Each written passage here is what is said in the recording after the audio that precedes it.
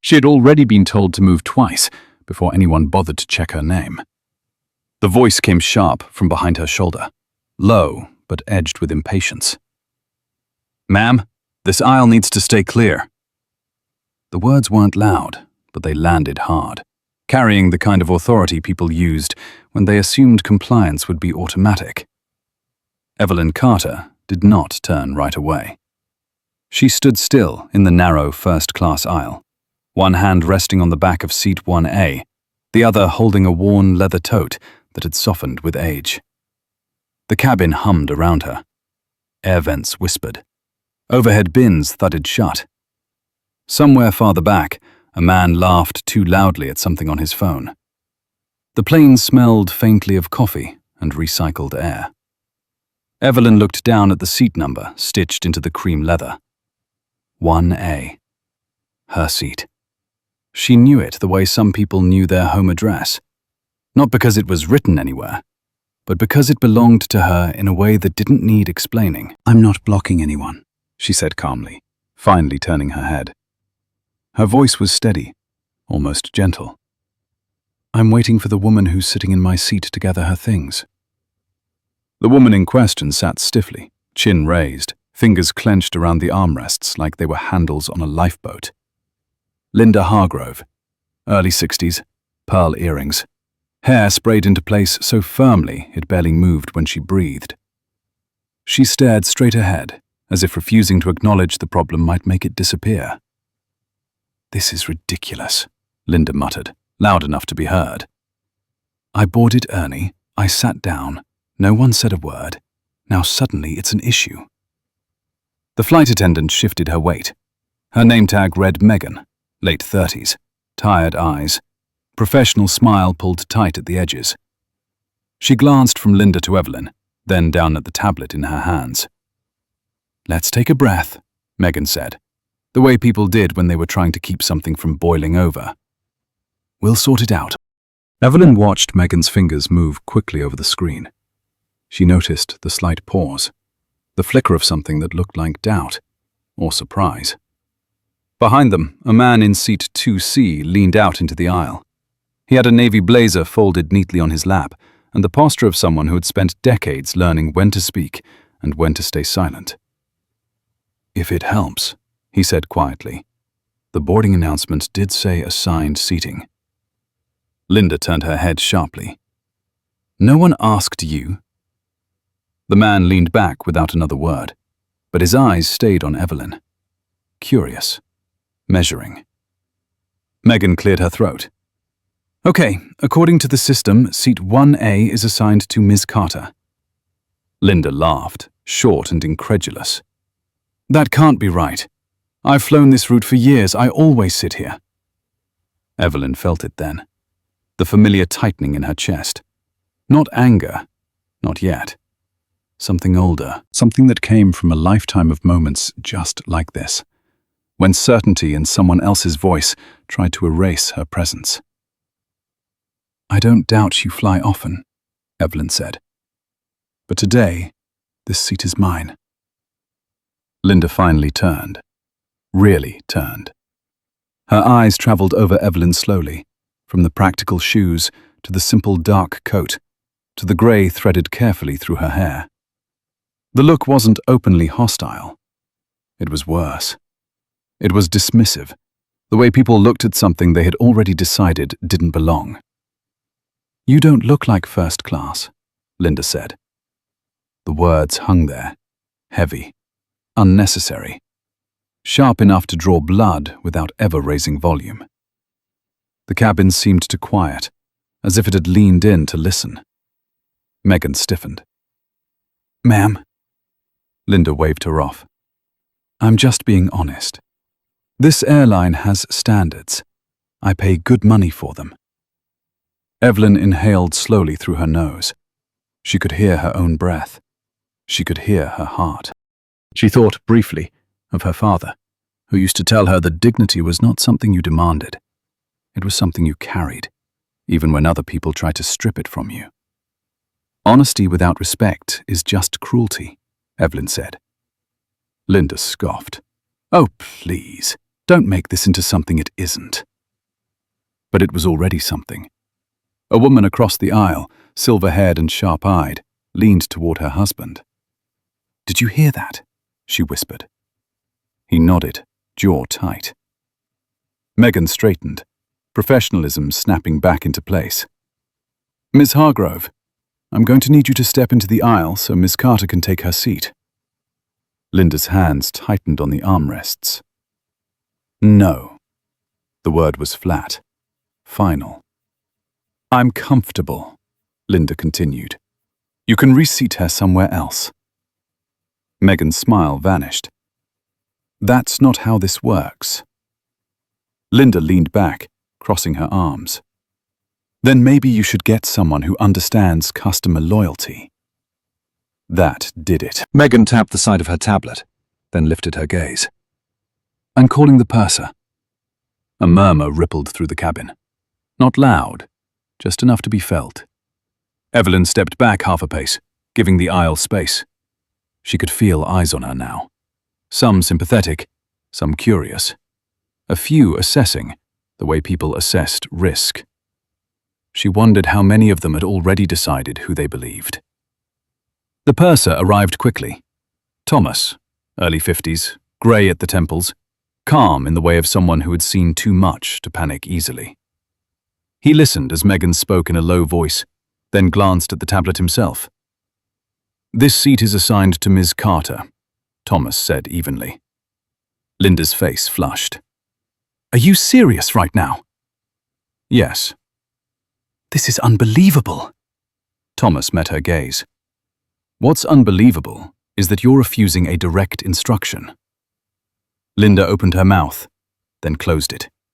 Her eyes flicked to Evelyn again. Something colder settled there. "Who are you, anyway?" Evelyn felt the weight of the question. Not because it was difficult to answer, but because of everything it implied. For a moment, she considered deflecting, letting it end quietly. She was tired. It had been a long morning. She had another meeting waiting on the other end of this flight, another room where she would have to prove herself in ways no one ever asked of men who looked different. But she also felt something else, a pressure behind her ribs, a sense that this moment mattered more than her own comfort. "My name is Evelyn Carter," she said, "and I'm exactly where I'm supposed to be." Linda shook her head slowly, as if pitying her. "I don't think so." Thomas straightened. "Miss Hargrove, this is your final request. Please stand up." The silence stretched. Linda looked around, searching for support. She found none. Not this time. Her hands loosened from the armrests. Slowly, reluctantly, she stood. As she moved into the aisle, her shoulder brushed Evelyn's. The contact was brief but intentional, a small act of defiance. Evelyn did not react. Linda gathered her bag, lips pressed thin, eyes burning. "This airline is going downhill," she said loudly. "Mark my words." Evelyn watched her step aside, watched the space open. 1A empty now, waiting. She lowered herself into the seat with deliberate care. The leather was cool, familiar. She rested her hands in her lap and looked straight ahead. Around her, the cabin exhaled. No one clapped, no one spoke. But several people kept watching her, as if sensing that the story was not finished yet. The moment the seatbelt sign chimed on, the cabin settled into a strained quiet that felt heavier than turbulence. Evelyn Carter kept her eyes forward as the aircraft pushed back from the gate, the ground crew shrinking into slow-moving figures beyond the window. Her reflection stared back faintly in the glass, older than she remembered, steadier than she felt. She had taken her seat, yes, but something had shifted. The air itself seemed alert, as if the plane knew it was carrying more than passengers. 2 rows behind her, Linda Hargrove dropped into the reassigned seat with rigid resentment. She did not buckle her seatbelt right away. She sat with her purse clutched against her chest, jaw locked, eyes fixed on the back of Evelyn's head. as if staring hard enough might rearrange reality. Thomas moved down the aisle, voice low, efficient, checking belts, checking trays. When he reached Evelyn, his tone softened just a fraction. "Let me know if you need anything." Evelyn nodded. "Thank you." It was not gratitude for the offer. It was acknowledgement. She had learned long ago the difference. As the plane turned toward the runway, a faint vibration traveled up through the floor, into the seat, into her bones. Evelyn closed her eyes briefly. She did not think about the seat. She thought about the meeting folder tucked inside her tote, the numbers she had memorized, the decision she had delayed for too long. This flight was not supposed to matter, but now it did. The plane lifted, the city dropping away in slow, steady increments. When the wheels left the ground, Linda let out a breath that sounded almost like a scoff. Across the aisle, the silver-haired woman who had whispered earlier leaned toward Evelyn. "You handled that with grace," she said quietly. "Not many people would." Evelyn turned, offering a small smile. "I've had practice." The woman nodded, as if that explained everything. "People forget," she said. "They think history is over just because they're tired of hearing about it." Her husband squeezed her hand. He said nothing, but his eyes held something like apology, something like respect. Evelyn turned back to the window as clouds swallowed the horizon. 10 minutes into the flight, Megan returned with a tray. "Coffee?" she asked. "Yes, please." Megan set the cup down carefully, then hesitated. "I want to apologize for what happened earlier." Evelyn looked up. "You did your job." "I should have done it faster," Megan said. "Sometimes we try to keep the peace instead of doing what's right." Evelyn studied her for a moment. "You're not wrong," she said. "But you showed up when it counted." Megan exhaled, relief flickering across her face before she moved on. Behind them, Linda pressed the call button. Thomas arrived again, patient but alert. "Yes, ma'am?" Linda leaned closer, lowering her voice. "I want to file a complaint." Thomas nodded. "Of course. About what, specifically?" "About her," Linda said, tilting her chin toward Evelyn without looking at her. "She disrupted boarding. She caused a scene." Thomas's expression did not change. "I witnessed the incident, Ms. Hargrove." "And?" "And the disruption was resolved." Linda's eyes narrowed. "I've been a loyal customer of this airline for decades." Thomas held her gaze. "Then you know our policy is clear. Assigned seats are not suggestions." Linda sat back, lips pressed tight. "This isn't over."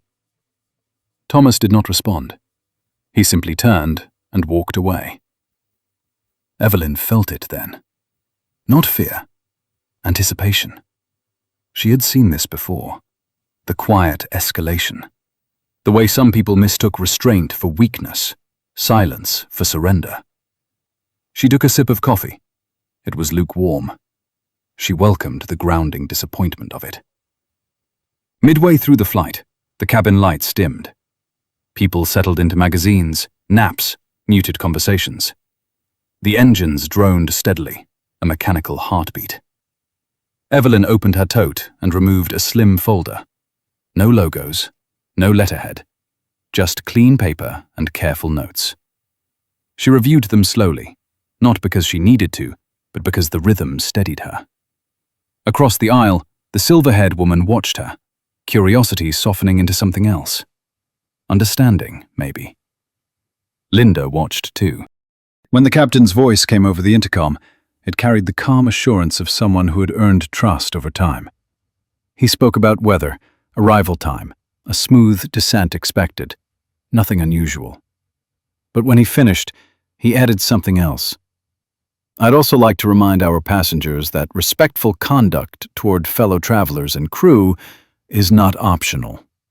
Thank you for your cooperation." The words were measured, neutral. Linda's face flushed. Evelyn closed the folder. The descent began earlier than expected. The plane angled downward, clouds thinning, the outline of the city re-emerging. The silver-haired woman buckled her seatbelt, murmuring something about timing. As the wheels touched down, a jolt ran through the cabin. Applause did not follow. This was not that kind of flight. The plane taxied slowly. When it stopped at the gate, the seatbelt sign clicked off, releasing a tension no one had named. People stood, reached for bags. Thomas positioned himself near the front, quiet but watchful. Linda rose quickly, stepping into the aisle before the rows ahead of her moved. She reached for Evelyn's seat back, gripping it. Evelyn looked up. Linda leaned in, voice sharp and hushed. "You embarrassed me." Evelyn did not pull away. "You embarrassed yourself." Linda's breath hitched. "You think you won because you got a seat." Evelyn's gaze was steady. "This was never about the seat." Linda scoffed. "Then what was it about?" Evelyn stood, slowly, giving Linda no excuse to claim intimidation. They were nearly eye level now. "It was about how easy it was for you to assume I didn't belong," she said, "and how hard it was for you to let that go." Linda's mouth opened, then closed. Thomas stepped closer. "Ma'am, please move forward." Linda released the seat and grabbed her bag. As she walked away, her shoulders were stiff, her steps uneven. Evelyn waited until the aisle cleared, then reached up for her tote. The silver-haired woman touched her arm lightly. "I hope people learn from this," she said. "So do I," Evelyn replied. "But hope isn't a strategy." They exchanged a look that carried shared years. As Evelyn stepped into the jet bridge, her phone vibrated for the first time since takeoff. She glanced at the screen. 3 missed calls, all from the same number. She exhaled, then called back. The line connected immediately. "You landed," said a familiar voice.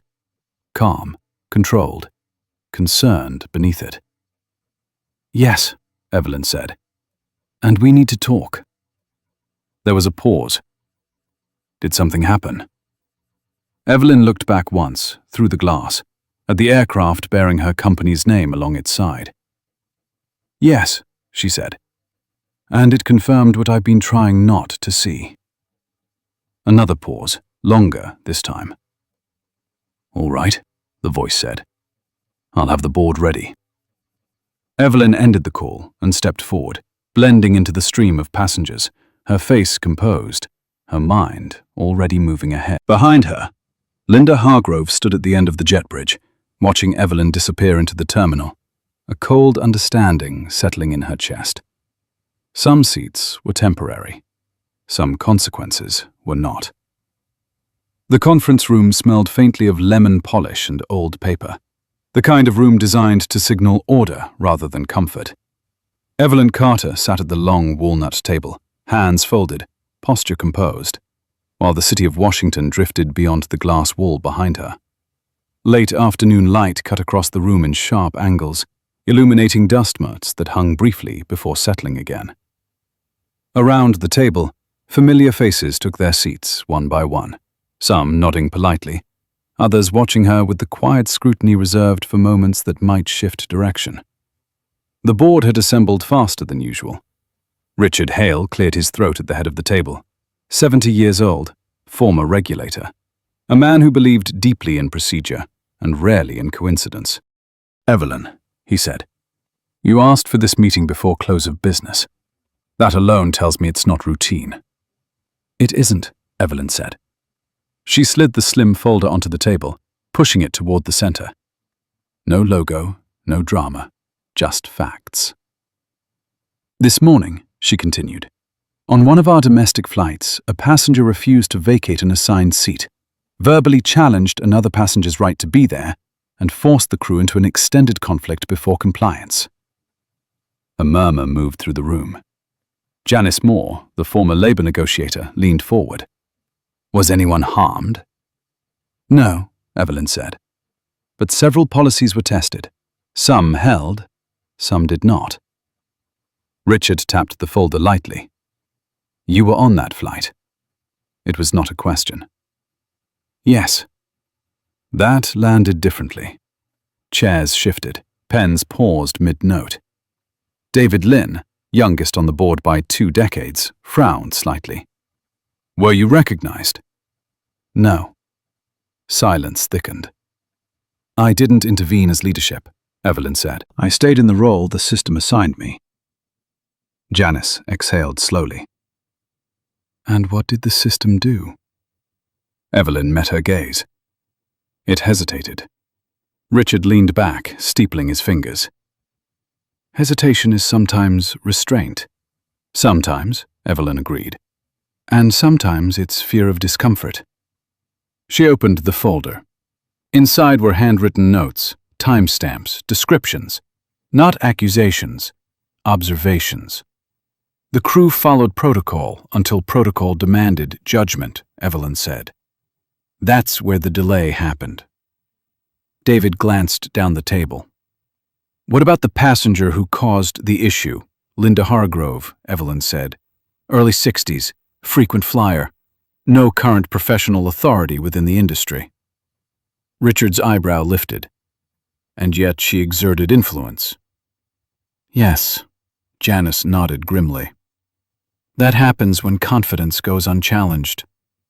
Evelyn closed the folder. I'm not asking for punishment. I'm asking for clarity. Richard studied her. Meaning. We need to decide whether our policies protect dignity as much as they protect order, Evelyn said. Because today, those two were not aligned. The room absorbed that. Across town, Linda Hargrove sat in her car, hands resting motionless on the steering wheel as traffic crawled past. She had not gone straight home. She had driven aimlessly, radio off, the quiet pressing in on her from all sides. Her phone buzzed again. She glanced at the screen, then let it ring out. At home, the house felt too large, too quiet. She set her purse on the counter and stood there, staring at it as if it might explain something if she waited long enough. Instead, her phone rang again. This time, she answered. Linda, said the voice on the other end, clipped, professional. This is Mark Reynolds. Her stomach tightened. Mark, operations manager, a man she hadn't spoken to in years. Yes, she said carefully. I need to ask you about an incident reported on Flight 642 this morning. Linda's jaw set. I filed a complaint. We're aware, Mark said. This is separate. Linda walked into the living room, lowering herself onto the sofa. I was mistreated. Several passengers and crew submitted statements, Mark replied. They don't align with that assessment. Linda's grip tightened on the phone. So you're taking their word over mine?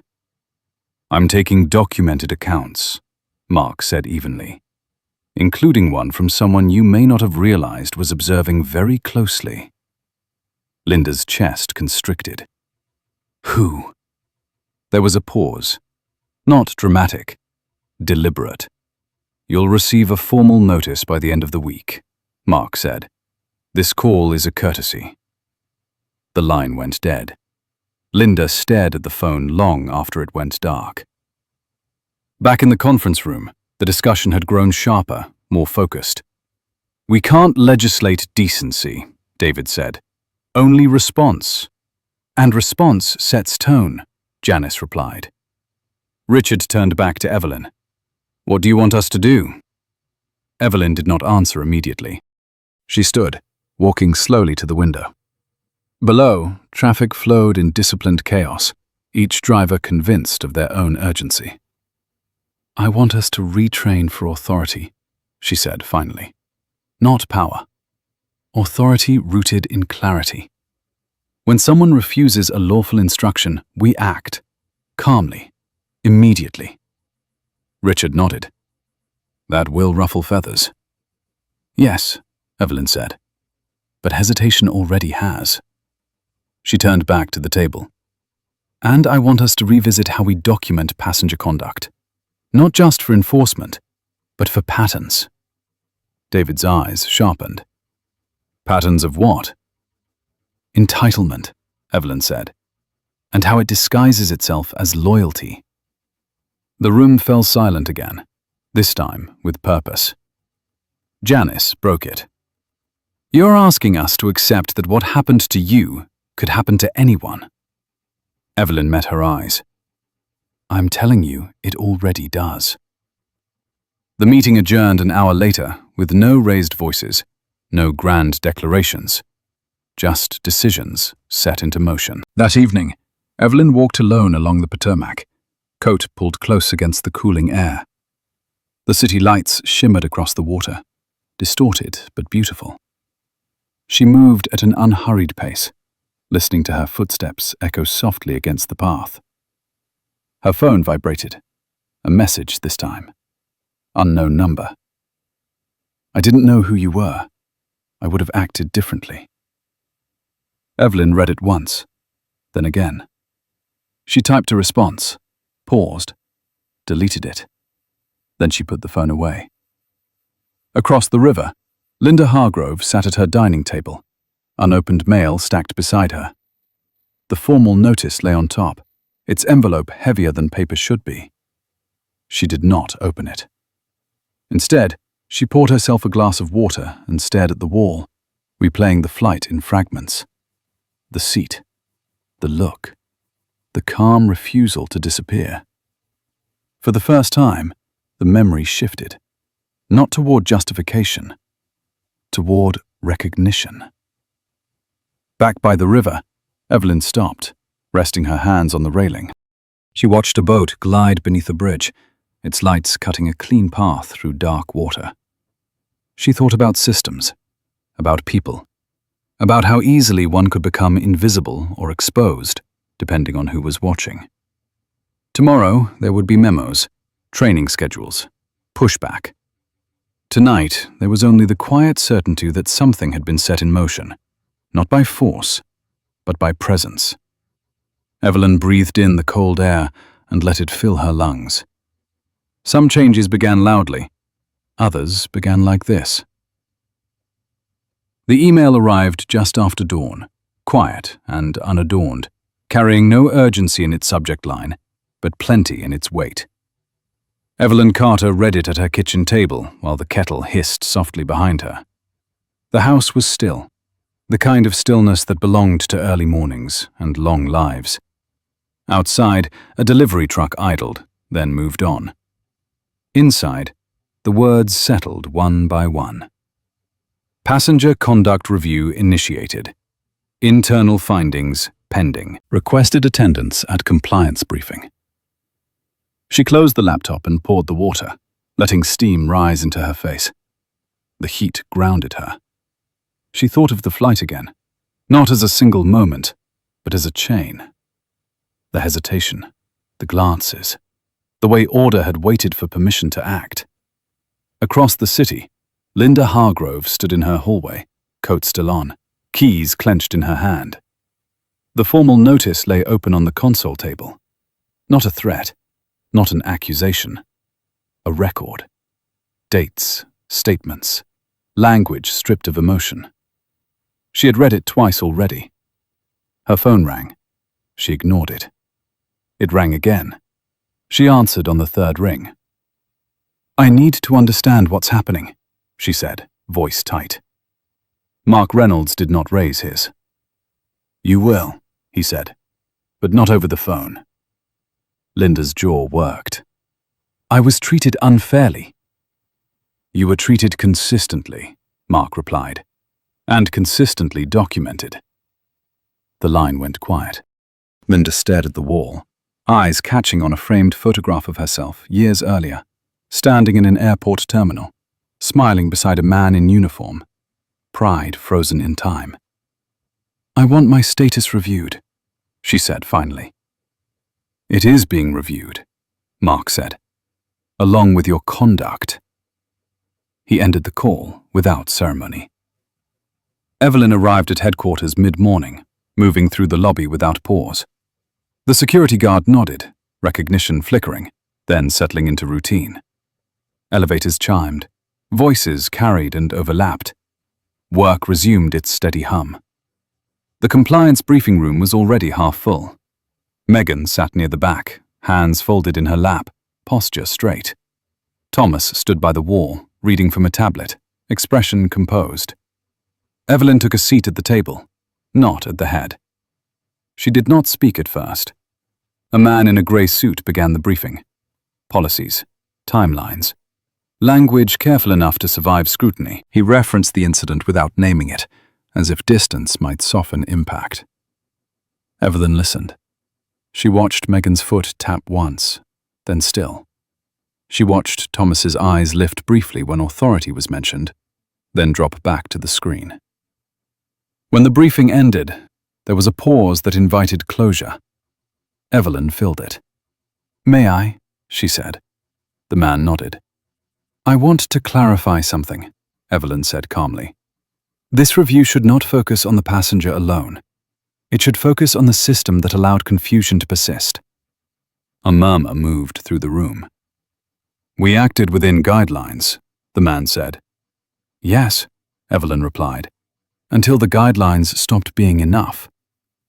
She turned slightly, addressing Megan and Thomas without singling them out. "When a lawful instruction is refused and dignity is at stake, delay is not neutrality. It is choice." Megan swallowed. Thomas lifted his chin. "Understood." After the meeting, Megan approached Evelyn in the corridor. "I keep thinking about that moment," she said. "About how fast it could have ended." Evelyn nodded. "And how long it felt." "I don't want to freeze next time," Megan said. "You won't," Evelyn said, "because now you know where the line is." Megan exhaled, something loosening in her shoulders. Linda spent the afternoon calling people she believed still remembered her differently. Old contacts, former colleagues, familiar voices that had once returned her calls without hesitation. Most did not answer. One did. "I can't help you," the woman said gently. "Not with this." Linda stared at the floor. "You know me." "I know who you were," the woman replied. "And I know what's being said now." The call ended with politeness and distance. That evening, Evelyn sat with Richard Hale in his office, the blinds half drawn against the setting sun. The city glowed in muted gold. "You've set something in motion," Richard said. Evelyn leaned back. It was already moving. He studied her. "There will be resistance." "There always is," she said, "especially when habits feel like rights." Richard nodded. "You could have handled it quietly." "I could have," Evelyn agreed, "and it would have happened again." Across town, Linda opened her laptop and searched her own name. Articles had not appeared, no headlines, just forum posts, travel blogs, fragments of opinion, sharpened by anonymity. She closed the screen and sat back, breath shallow. The next morning, the notice came. Loss of priority status pending review. Mandatory conduct training recommended. Future travel subject to additional oversight. Not ruin, not absolution. Consequence. Linda folded the letter and placed it back in the envelope with care she had not expected to feel. Evelyn boarded another flight later that week. Different route, different crew, same airline. This time she sat in seat 2B. She watched the boarding process unfold with a quieter lens. The efficiency, the confidence. The moments where authority moved cleanly, without pause. When a man argued about overhead space, it ended quickly. When a woman hesitated at the aisle, a crew member stepped in with calm assurance. Evelyn smiled faintly. As the plane leveled off, she opened a book she'd been carrying for months but never finished. The pages smelled faintly of ink and time. Across the aisle, a young man glanced at her, then away. No recognition. No judgment. Just space. Linda did not fly that week. She stayed home, sorting through drawers she had ignored for years. Old programs, boarding passes, credentials that once felt permanent. She found a photograph tucked inside a book. Her younger self, standing at a gate, smiling with easy certainty. She sat with it for a long time. By Friday, the internal memo circulated. New language, clearer steps, authority affirmed without apology. Evelyn read it once, then forwarded it without comment. That night, she returned to the river. The air was warmer now, the path busier. Couples walked together. A runner passed, breath steady. Evelyn stopped at the railing again, hands resting where they had before. The water moved on, indifferent and patient. She thought of Linda, not with triumph, but with a sober understanding, of how easily certainty hardened into exclusion, of how systems reflected the people inside them. Her phone vibrated. A message from Megan. "Thank you for drawing the line." Evelyn typed back. "Hold it when it matters." She put the phone away and watched the lights drift across the water, knowing that change rarely announced itself with noise, but with alignment, one decision at a time. The first public mention of the incident appeared buried on page 6 of a regional paper, framed as a brief note about updated airline conduct policies. Evelyn Carter read it on the train, the paper folded neatly, her reflection faintly visible in the window beside the text. The article did not name her. It did not name Linda. It described a shift in language, a clarification of authority, a reminder that civility was not negotiable. It was exactly what she had expected. Quiet, careful, incomplete. Across the aisle, a man in his late 60s adjusted his glasses and glanced at the headline, then at Evelyn. His gaze lingered, not with recognition, but with the instinct of someone who sensed relevance without knowing why. Evelyn folded the paper and slipped it into her bag. At headquarters, the atmosphere had changed in subtle ways. Meetings started on time. Voices carried more confidence. When disagreements surfaced, they resolved faster, with less hedging, fewer sideways glances. Authority no longer waited to be challenged before asserting itself. Megan felt it first. She noticed it when a passenger raised his voice at the gate, demanding an exception that did not exist. Her response came without hesitation, firm and respectful, backed by policy she now trusted to hold. The man huffed, complained, then complied. The exchange ended cleanly. Afterward, Megan stood still for a moment, surprised by how ordinary it felt. Thomas noticed it too. He walked the cabin with an ease that had been missing before, his presence no longer a negotiation. When a disagreement surfaced, he addressed it directly, without apology or delay. The crew followed his lead, not because they were told to, but because clarity had returned. Linda noticed it last. She stood at the airport entrance 2 weeks later, suitcase in hand, watching the automatic doors slide open and shut. The familiar rhythm felt altered, like a song played half a step off. At the counter, the agent scanned her boarding pass, then paused. "One moment, please," the agent said. Linda's chest tightened. The agent typed, nodded, then looked up. "You'll need to see the service desk before boarding." Linda forced a smile. "Is there a problem?" "Just a note on your profile," the agent replied, already moving on. The service desk was quiet. The man behind it was younger than Linda expected, his expression neutral, practiced. He explained the additional review process, the temporary restrictions, the training requirement. Linda listened, hands clasped tightly in front of her, posture rigid. "I've flown this airline for years," she said. "And you're welcome to continue," the man replied, "within the guidelines." Linda nodded, though the words landed heavier than they sounded. On the plane, she took her seat without protest. Middle row, window, not first class. She kept her eyes forward, her hands folded in her lap. No one recognized her. No one looked twice. The anonymity stung more than the restriction. Evelyn flew again that same week, this time to Chicago. The meeting she attended stretched long into the afternoon, voices rising and falling around a table scarred by decades of decisions. She spoke less than usual, listening more, weighing where influence ended and responsibility began. When the meeting adjourned, a colleague walked with her toward the elevators. "You've changed something," he said quietly. Evelyn looked at him. "We've adjusted alignment." He nodded. "People are paying attention." "Good," she said. "They should." That evening, she visited her sister, a small house tucked into a quiet neighborhood. They sat at the kitchen table, coffee cooling between them. "You could have stopped it sooner," her sister said gently. "I could have," Evelyn replied. "Why didn't you?" Evelyn considered the question, not defensively, but honestly.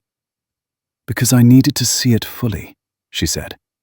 "And I needed others to see it too." Her sister nodded, understanding without agreement. Back at home, Evelyn stood before the mirror longer than usual. She noticed the lines at the corners of her eyes, the fatigue she rarely acknowledged. She had never believed leadership meant invulnerability, but she had underestimated how visible restraint could become when misread. She slept lightly that night. Linda did not. She lay awake, replaying small moments. The way the aisle had felt narrower than she remembered. The way no one had come to her defense. The look on the other woman's face. Not triumphant, not angry, but steady. She began the training the following Monday. The room was filled with people who did not look like her. Younger, older, different backgrounds, different reasons for being there. The facilitator spoke calmly about bias, about assumptions, about how authority could be misused without intent. Linda crossed her arms, then slowly uncrossed them. She did not speak. At headquarters, the board reconvened to review early data. Complaints were down, compliance was up. Crew confidence had increased measurably. Richard Hale glanced at Evelyn across the table. "You were right," he said, "about patterns." Evelyn inclined her head.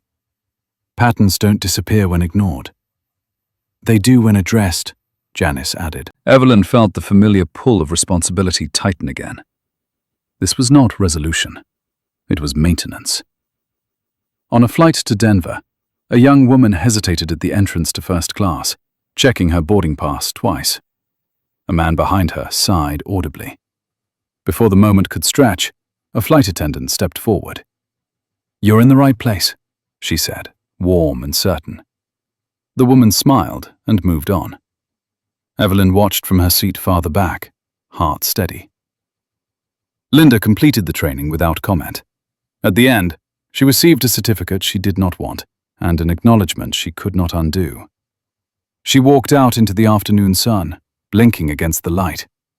At home, she opened a drawer and removed a stack of old loyalty cards. She held them for a moment, then placed them back, aligning the edges carefully. She sat down and wrote a letter she did not send. Evelyn received a different letter that same week. Handwritten, brief, anonymous. "Thank you for not raising your voice." She read it twice, then placed it in a folder she kept for reminders. The river was calm that night, reflecting the city without distortion. Evelyn stood at the railing again, hands resting lightly, breath even. Change had not arrived with applause or spectacle. It had come through adjustment, through discomfort, through moments people would remember without ever retelling fully.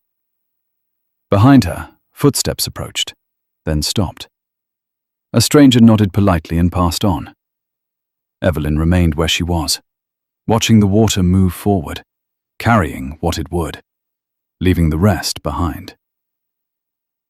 The call came during a layover, cutting through the low murmur of the terminal like a blade through cloth. Evelyn Carter stood near a window overlooking the tarmac, phone pressed to her ear, watching a baggage cart crawl along the concrete. The voice on the line was measured, familiar, and careful in the way people spoke when they were choosing words that could not be taken back. "The FAA has requested a routine review," said the voice. Unscheduled, comprehensive. Evelyn closed her eyes briefly. Routine reviews are scheduled. A pause. This one isn't. She ended the call and slipped the phone into her coat pocket.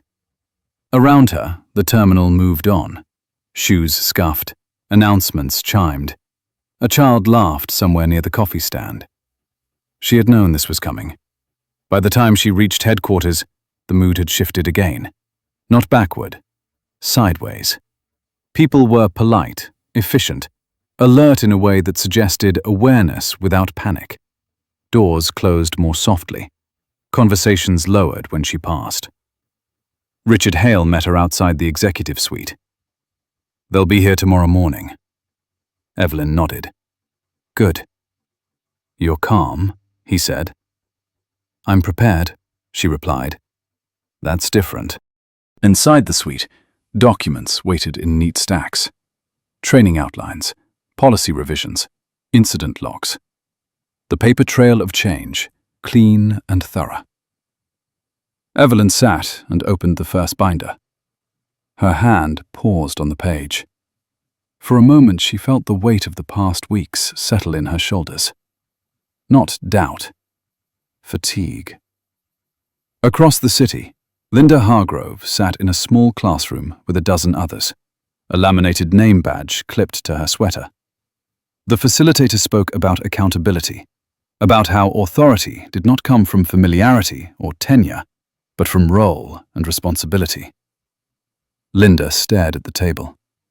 The wood grain formed patterns she traced with her eyes, grounding herself against the urge to interrupt.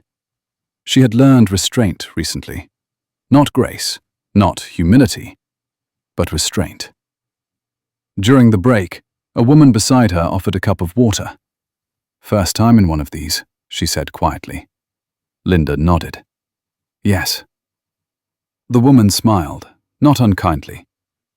"They make you think." Linda did not respond. She drank the water slowly, feeling the coolness travel down her throat. Back at headquarters, the night stretched long. Evelyn stayed late, reviewing statements again, this time with a sharper eye. She noticed where language softened, where assumptions crept in under the guise of courtesy. She marked the pages, not angrily, but precisely. Near midnight, she leaned back and rubbed her temples. The room was silent, except for the hum of the building. She thought of her mother, who used to say that leadership was not about being right, but about being willing to stand where the wind hit hardest. She stood and turned off the light. The FAA team arrived at 8 sharp the next morning. 3 men, 1 woman. Neutral expressions, crisp suits. No small talk. Evelyn greeted them herself, not as a display, but as a matter of respect. They asked their questions. They reviewed procedures. They spoke with crew members at random. They examined timelines with clinical focus. Evelyn answered when asked. She did not volunteer commentary. She did not defend tone. She defended structure. At one point, the woman from the team looked up from her notes. There was a delay in enforcing the instruction. "Yes," Evelyn said. "Why?" Evelyn did not hesitate. "Because the system prioritized comfort over clarity." The woman nodded once and wrote something down. Linda returned home that afternoon and found a message waiting on her answering machine. Her sister's voice. Tight. Concerned. "I saw something on the news," the message said. "About airline reviews. Are you involved?" Linda sat on the edge of the couch and listened again. She did not erase it. That evening, Evelyn stood before the board again. This time the room was smaller, the air heavier. "They'll issue recommendations," Richard said, "possibly citations." "And will comply," Evelyn said, without argument. Janice studied her. "You're not worried?" I'm accountable, Evelyn replied. That's the point. After the meeting, Evelyn walked alone through the lobby. A young employee held the door for her, eyes wide, unsure whether to speak. Evelyn smiled, brief and genuine. "Thank you," she said. The employee relaxed, just a little. Linda met her sister for coffee 2 days later. The cafe was quiet, sunlight pooling across the floor. "You always believed you knew how things worked," her sister said carefully. Linda stirred her cup. "I did. And now?" Linda looked up. "Now I know how much I didn't question." Her sister nodded. "That's not nothing." "No," Linda said. "It isn't." At headquarters, the FAA findings arrived in a sealed envelope. Evelyn opened it alone. The language was formal, the conclusions measured. Commendation for proactive reform, recommendations for faster enforcement, mandatory reporting adjustments. No penalties. Evelyn sat back and let the breath leave her slowly. Relief flickered, brief and restrained. There was still work to do. She shared the findings with the board, without embellishment. They approved the changes unanimously. That night, Evelyn returned to the river again, the path familiar beneath her feet. The air was cool, the water dark and steady.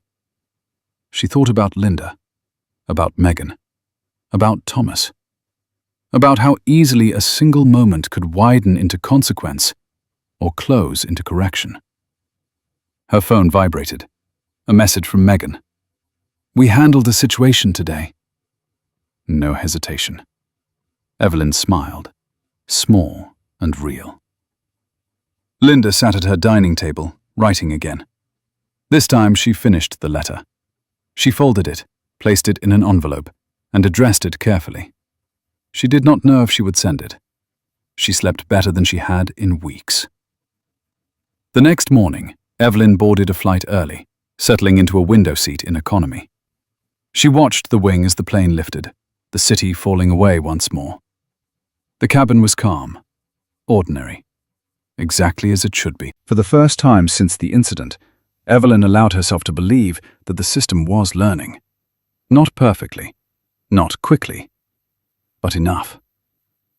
The letter arrived on a Tuesday, slipped through the mail slot with a soft sound that echoed louder than it should have in the quiet house. Linda Hargrove stood at the kitchen counter, watching the envelope rest on the floor as if it might move on its own. She recognized the handwriting immediately. Careful, unhurried.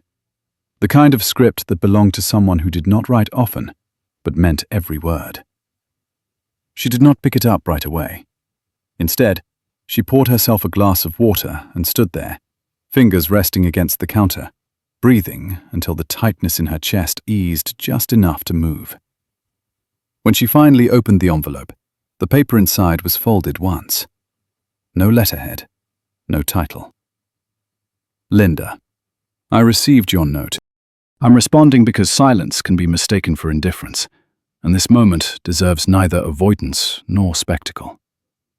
What happened on that flight mattered, not because of who I am, but because of how easily certainty became permission. I don't need an apology. I need awareness to outlast embarrassment. I wish you steadiness. Evelyn.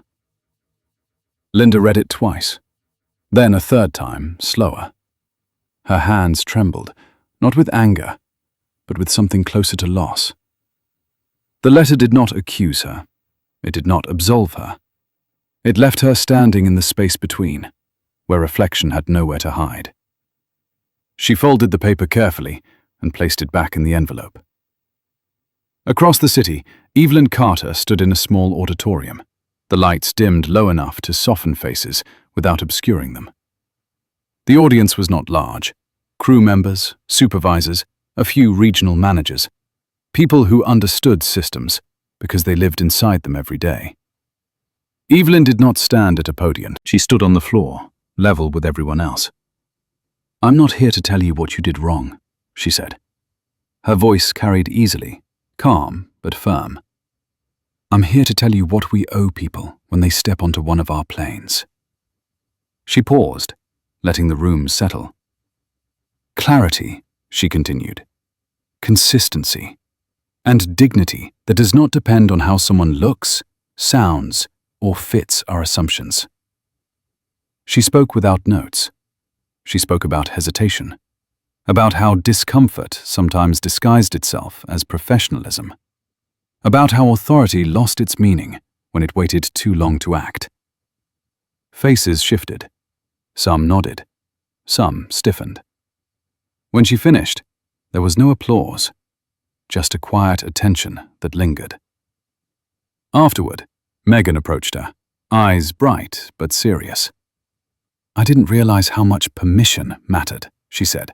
"Not just rules. Permission to act." Evelyn smiled slightly. "Now you have it." Megan nodded once, as if committing the moment to memory. Linda spent the afternoon walking through her neighborhood, the letter tucked into her coat pocket like a weight she needed to feel. The houses looked the same, lawns trimmed, windows bright with afternoon sun. Nothing had changed, and yet everything had. At the corner, she passed a woman struggling with a grocery bag. Linda stopped without thinking, took one handle, and walked with her to the door. The woman thanked her, surprised. Linda nodded and walked on, unsettled by how unfamiliar the gesture felt. At headquarters, Evelyn sat with David Lynn, reviewing a draft proposal. "This is going to make some people uncomfortable," he said. "It should," Evelyn replied. "Comfort isn't the metric." David studied her. "You're not worried about backlash." Evelyn leaned back. "Backlash means people noticed." That evening, Linda attended a small gathering at her sister's house. Friends she had known for years greeted her politely, carefully. Conversation stayed shallow. Weather, traffic, television. At one point, a man she barely knew said, "I heard something about airline changes." Linda felt the room quiet. "Yes," she said. "I was part of why." No one pressed. The conversation moved on, but something shifted. Not rejection. Awareness. On a flight to Phoenix, Evelyn sat beside a man in his 70s who read a paperback with the cover torn off. He glanced at her as the plane leveled off. "You work for the airline," he said. "Yes," Evelyn replied. "You fix things," he said. Not accusing, not praising, just stating. She considered. "I try to." He nodded and returned to his book. Linda returned home to find an email from the airline. Her status review was complete. Restrictions lifted gradually. Monitoring continued. The language was neutral, final. She closed the laptop and sat back, feeling neither relief nor resentment. Just clarity. The following week, Evelyn visited a regional training center. The room smelled faintly of carpet cleaner and coffee. Chairs were arranged in a wide circle. No head, no foot. She listened more than she spoke. Stories surfaced. Moments people had brushed past before, now named. Not with drama, with precision. One man admitted he used to wait for complaints before intervening. A woman described the fear of overstepping. Evelyn did not correct them. She let the room do the work. Linda volunteered at a local library on Thursday mornings, something she had never made time for before. She shelved books, helped children find sections, learned names. No one asked her about airplanes. On Friday, Evelyn received a message from Richard Hale. "You shifted the culture more than the policy." Evelyn read it, then closed her phone. That night, she returned to the river once more. The water moved steadily, reflecting lights without holding them. She stood at the railing, hands resting easily now, breath unburdened. She thought of the letter she had written, of the one she had received in return months ago that said only, "Thank you for not raising your voice." Leadership, she realized, was not about being seen at the center of change. It was about making room for change to stand on its own. Across town, Linda sat at her desk, writing again. This time, the words came easier. Not an apology, not an explanation. A record for herself. She wrote about the seat, the silence, the moment she realized certainty had narrowed her world instead of protecting it. When she finished, she closed the notebook and turned off the light. Some lessons announced themselves loudly. Others stayed, quiet and persistent, shaping what came next without ever asking to be remembered. The first time Evelyn Carter noticed the shift, it was not in a boardroom or a policy memo, but in the way a gate agent spoke to an elderly man who had misplaced his boarding pass. She was walking past, coffee cooling in her hand, when she heard the agent's voice lower, slow, soften without becoming patronizing. The man's shoulders relaxed. The line behind him did not tense. The moment passed cleanly, without spectacle. Evelyn kept walking, her steps unhurried, her expression unchanged. But something settled quietly in her chest. Change, she had learned, announced itself through ordinary moments, done better than before. At the same airport, 3 terminals away, Linda Hargrove sat on a hard plastic chair near the windows, her hands folded over a paperback she had not opened in 20 minutes. She was flying again, by choice this time, not obligation. A short trip, a test she had not named aloud. She watched the plane's taxi, white bodies gliding with mechanical certainty, and felt the familiar pull of anticipation mixed with unease. Travel had once made her feel important. Now, it made her observant. When boarding was called, she stood with the group, waiting her turn. No early access, no raised voice, no claim to familiarity. Just a printed pass and the slow shuffle forward. The gate agent smiled briefly. "Have a good flight." Linda nodded, surprised by the simplicity of it. On board, she found her seat without difficulty. Window, middle section. She stowed her bag, buckled in, and sat back. No one challenged her presence. No one deferred to it either. She closed her eyes as the plane pushed back, listening to the familiar sounds with a different awareness. The hum of systems. The quiet authority of procedure when it worked as intended. Across the country, Evelyn sat in a small conference room with no windows, reviewing a report from the training centers. Attendance was up. Incident escalation time was down. Crew confidence metrics showed a steady climb. Numbers never told the whole story, but they told enough. David Lynn leaned back in his chair. "We're getting calls from other carriers," he said. "They want to know what we changed." Evelyn skimmed the last page. "We didn't invent anything," she said. "We just enforced what already existed." "That's what makes them nervous," David replied. Evelyn closed the folder. "Good." Linda's flight encountered light turbulence. The seatbelt sign chimed on, and a ripple of unease moved through the cabin. Linda felt it too, a brief tightening, then release. She watched as a flight attendant walked the aisle, steady and calm, checking belts without urgency or apology. When a man complained about the delay in beverage service, the attendant met his frustration with clarity, not appeasement. "We'll resume service when it's safe," she said, and moved on. Linda exhaled slowly. She recognized the difference now. Not control, confidence. The plane landed smoothly. As passengers stood to retrieve bags, a woman ahead of Linda struggled with the overhead bin. Linda stepped forward and lifted the bag down without being asked. "Thank you," the woman said, surprised. Linda nodded and stepped back, letting the aisle clear. At headquarters, Evelyn walked through the training wing unannounced. A group of new hires sat in a circle, listening as an instructor described a scenario. Evelyn stayed near the back, hands in her coat pockets, observing. The instructor paused. What do you do when a passenger refuses to comply? A young man spoke up. You restate the instruction clearly, and if they continue, you escalate, a woman added, immediately. No one laughed. No one hesitated.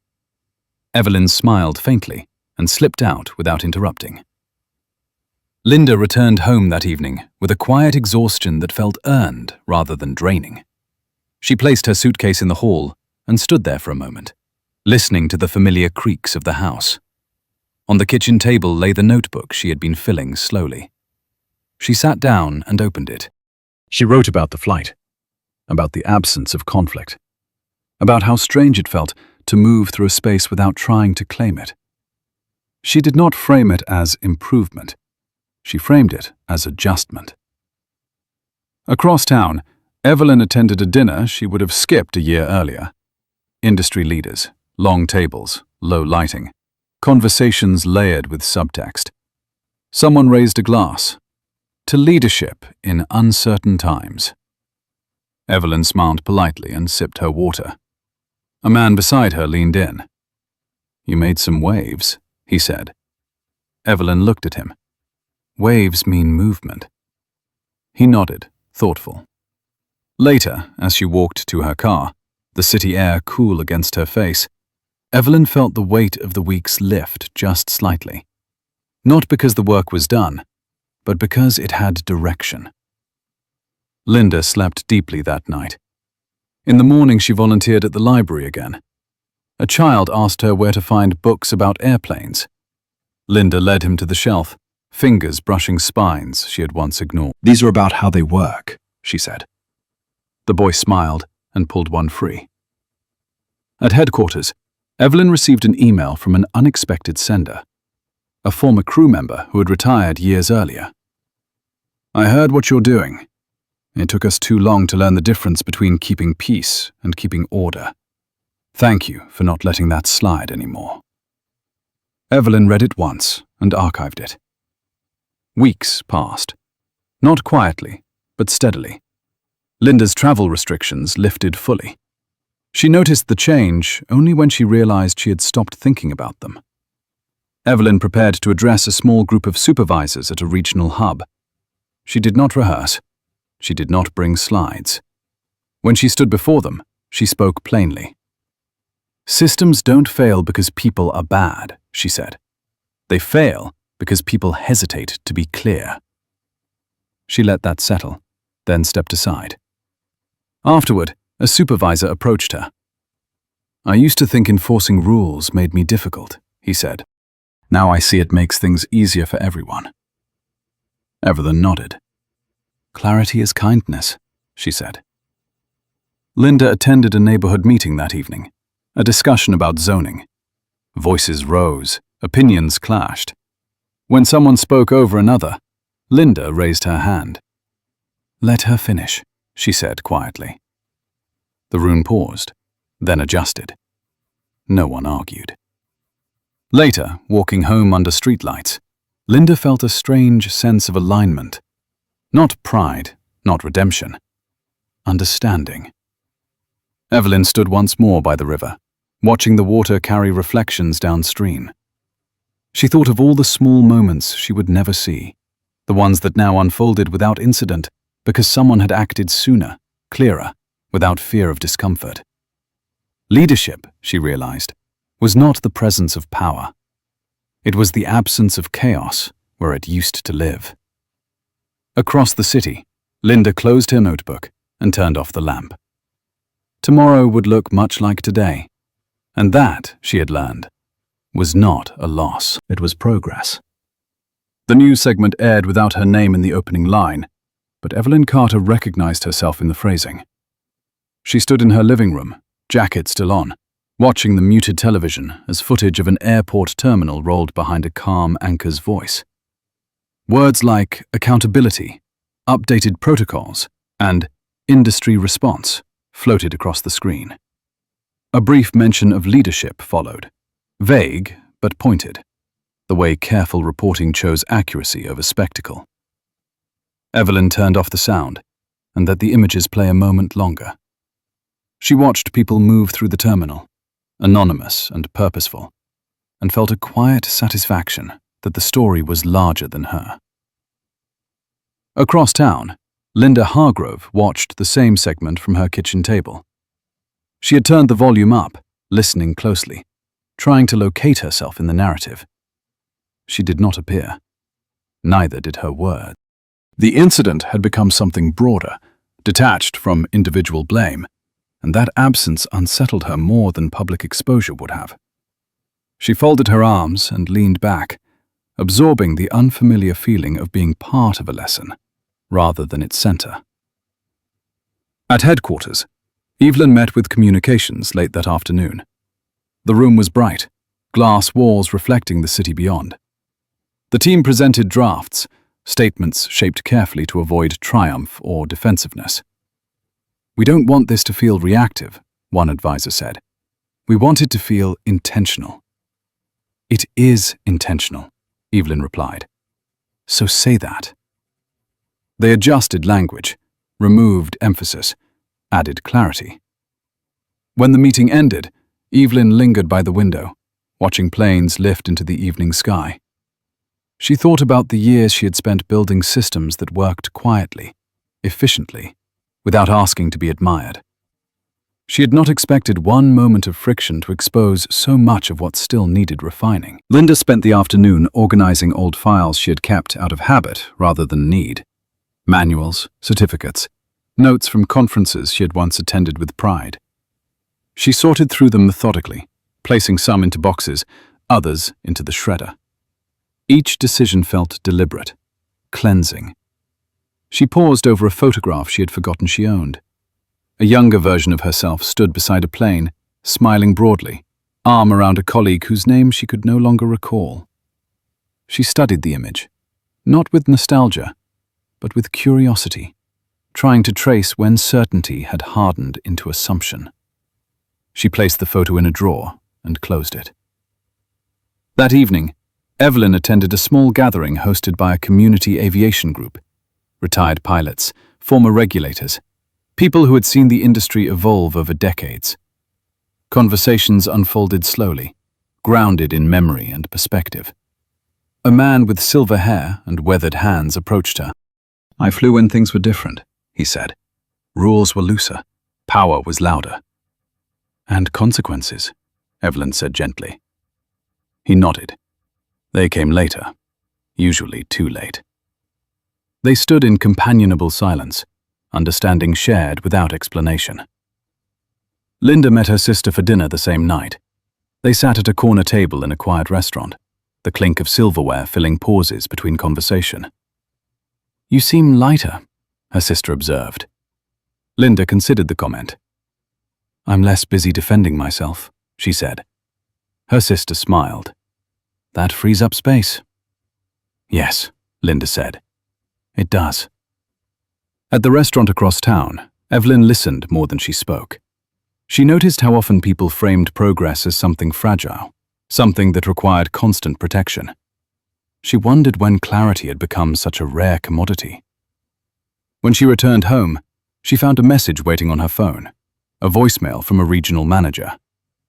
"We had an incident today," the voice said. "Handled it cleanly, no escalation. Just wanted you to know." Evelyn saved the message without replying. Linda attended her library shift the next morning with renewed focus. She helped a woman find large print editions. She listened patiently as an older man described a book he could not quite remember. The rhythm of service, unremarkable and steady, grounded her. As she shelved returns, she overheard two patrons discussing travel. One mentioned feeling anxious about flying. The other reassured them, speaking about new procedures, about feeling safer. Linda paused, then continued working, the words settling quietly. At headquarters, Evelyn prepared for a presentation she had not sought but accepted. A panel discussion, industry-wide, closed doors, no press. She reviewed her notes, then set them aside. She had learned when preparation mattered, and when presence mattered more. The panel convened in a modest conference room. Leaders from various sectors took their seats.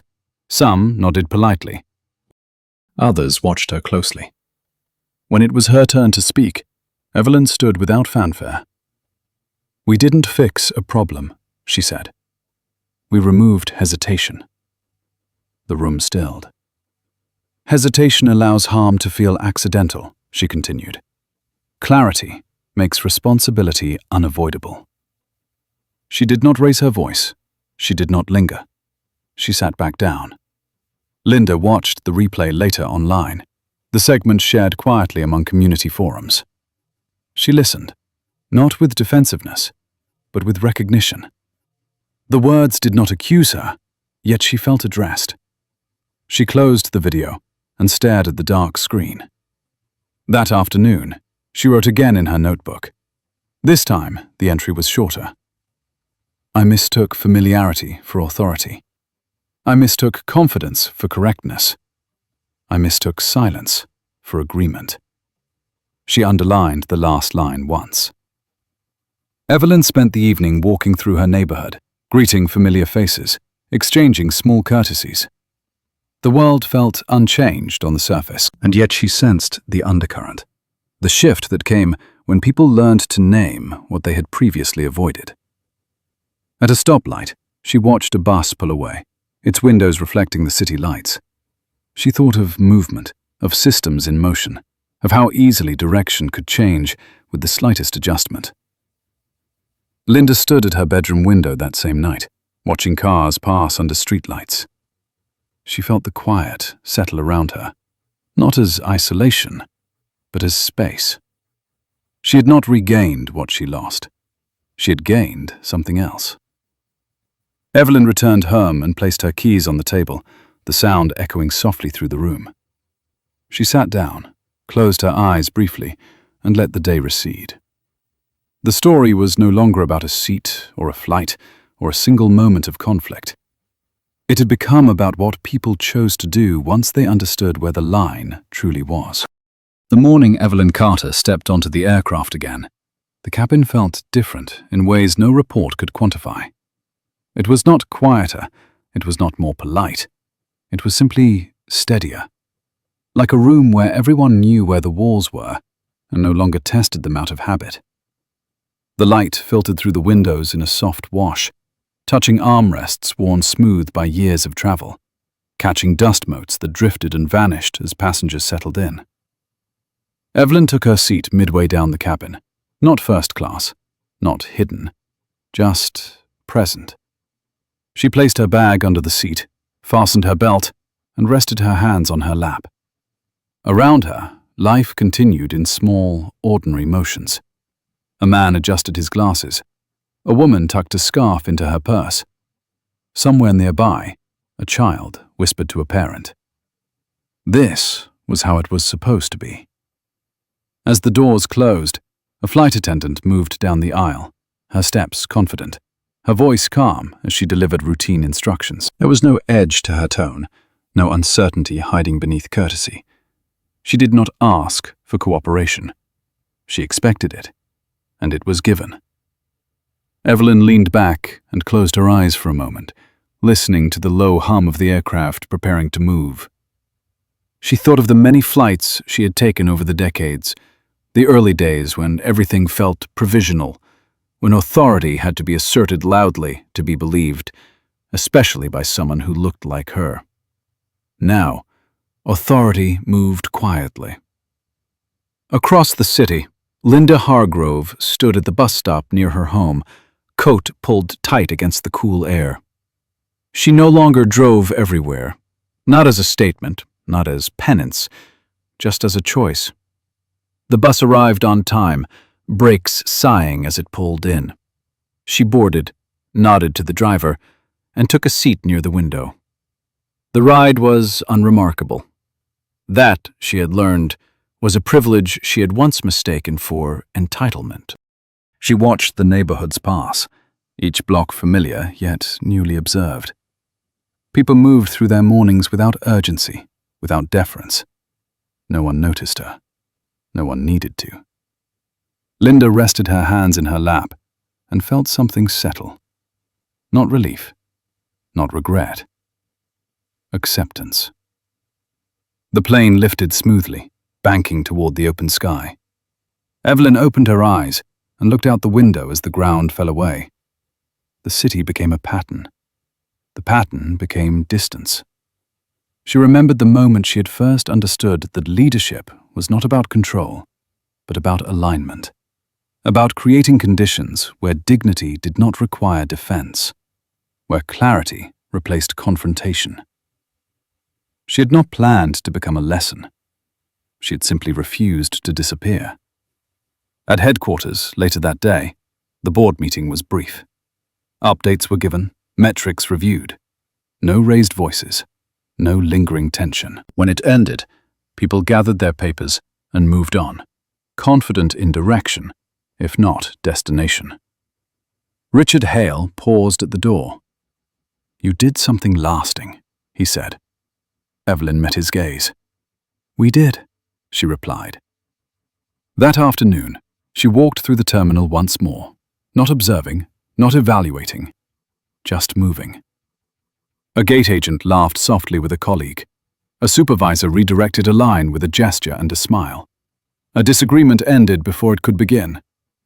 None of it bore her name. That mattered. Linda spent the afternoon at the library, shelving returns, answering simple questions, pointing people toward what they needed without commentary. When her shift ended, she stepped outside and felt the sun on her face, warm and uncomplicated. She thought about the seat, the silence, the long weeks that followed. She did not replay them with shame anymore. She replayed them with clarity, understanding how easily certainty had narrowed her vision. She walked home slowly, breathing evenly, the world no longer arranged around her expectations. That evening, Evelyn stood once more by the river, the water moving steadily past, carrying reflections without holding them. The city lights shimmered, distorted and beautiful, never fixed. She thought of all the people who would never know her name, who would simply experience a system that worked a little better than it had before. She thought of the crews who now acted without waiting, the passengers who felt safe without needing to assert themselves. She allowed herself a small smile. Linda sat at her desk later that night and closed her notebook for the final time. She did not feel finished. She felt settled. Some lessons did not ask to be revisited. They asked to be lived. Evelyn returned home and placed her keys on the table, the familiar sound echoing softly through the room. She turned off the lights one by one, leaving the last lamp glowing faintly as she looked around the space she had built, not just as a leader, but as a person who had chosen presence over avoidance. The story, she knew, would be told in fragments, simplified, misremembered. That was the nature of stories. What mattered was what remained after the telling faded. Clarity, dignity, the quiet strength of acting when it would be easier to wait. If this story resonated with you, take a moment to like it. Subscribe for more stories about accountability and quiet leadership, and leave a comment sharing what stood out to you or how it changed the way you see everyday moments like these.